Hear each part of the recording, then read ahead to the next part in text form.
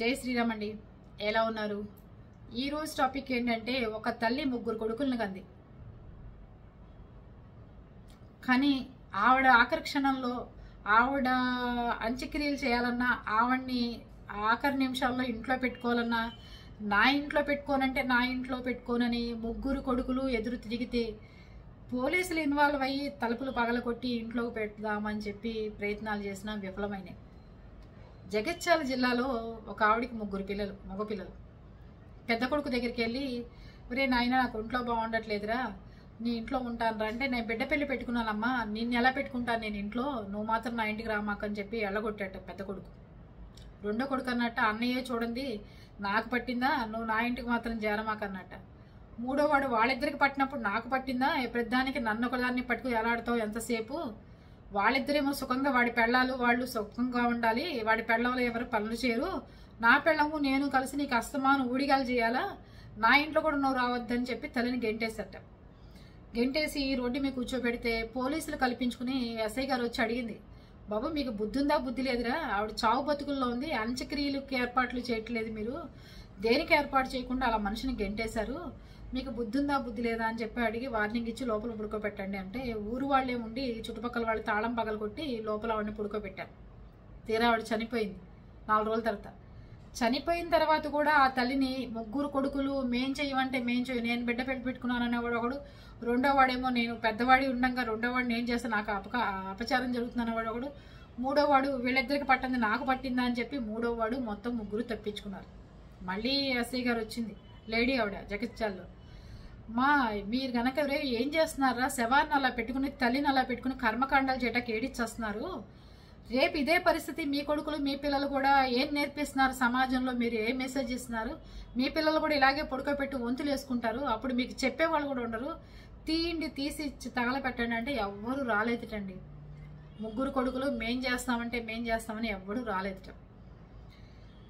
రాకపోయేసరికి చెప్పారు అక్కడ అధికారులు, మళ్ళీ వస్తామని చెప్పి మార్చుకోండి పద్ధతి అన్నా కూడా సాయంత్రం దాకా తీయకపోతే చుట్టుపక్కల ఉన్న ఇళ్ల వాళ్లే చందాలు వేసుకుని ఆవిడ కర్మకాండలో వాళ్లే వ్యాన్ మాట్లాడుకుని వాళ్లే తీసుకెళ్లి ఇంటి పక్క వాళ్ళు వాళ్లే ఆవిడని తగలబెట్టి వచ్చారట.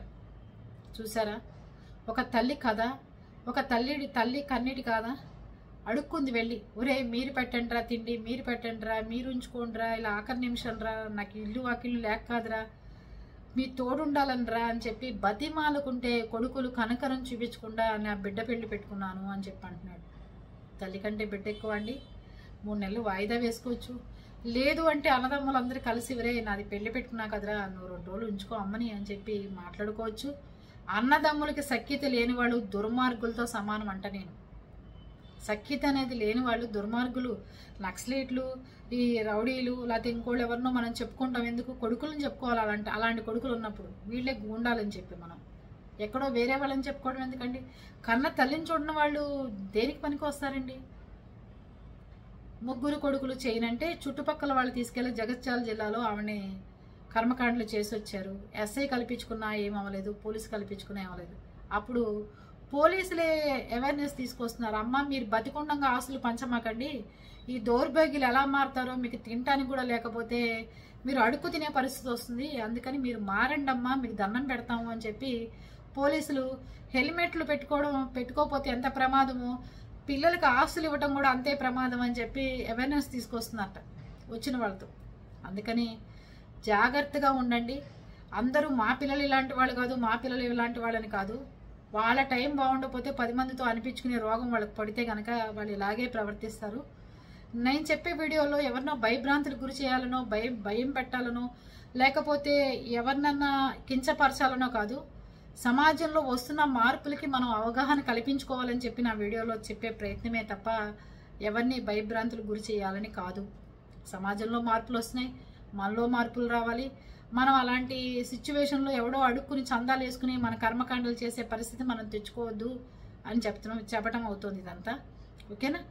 కనుక తల్లిదండ్రులు ఉన్నవాళ్ళు జాగ్రత్తగా ఉండి, మీరు ఒళ్ళు దగ్గర పెట్టుకుని మీ పిల్లలకి మీరు ఏం మెసేజ్ ఇచ్చుకోవాలో, మీరు జీవితంలో ఎలా పైకి రావాలన్నా తల్లిదండ్రులు తర్వాతనే ఆలోచించుకుంటారో, అప్పుడు మీ కుటుంబాలు కూడా బాగుంటాయని నా ఉద్దేశం.